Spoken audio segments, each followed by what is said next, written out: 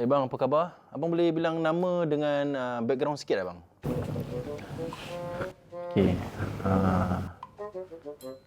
Nama saya ada kamera lah.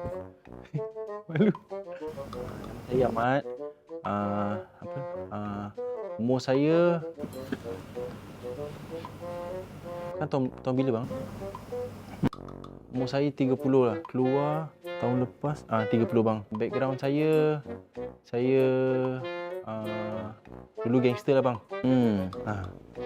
Abang bagi satu strength dengan satu weakness lah. Bagi satu strength dan weakness. Saya kuat, boleh tahan lah bang. Itu strength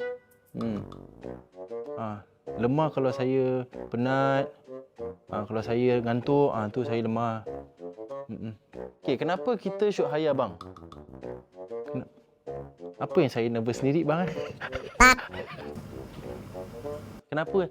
Saya rajin, saya boleh kerja bang. Tak ada rehat pun tak apa. 7 hari straight lah bang. Saya boleh kerja. Agak-agak berapa gaji abang tengah looking at lah? Gaji boleh minta bang. Okey, gaji wah bagus bang, gaji boleh minta. Saya hutang member saya banyak abang.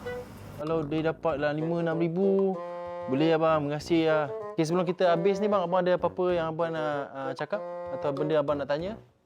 Ada soalan Soalan saya tak ada bang. Tapi saya nak cerita dengan abang hari tu bila saya penat, saya jalan-jalan daripada rumah saya keluar, saya pergi cari kerja. Sampai bini saya bising bang. Bini saya bising. Always saya cakap dia, saya pergi cari kerja. Tapi saya penat. Masa anak saya pula bang. Alamak, anak saya bang 8 bang. Bila anak saya balik sekolah, semua bising-bising. Saya penat. Saya keluar, saya pergi cari makan.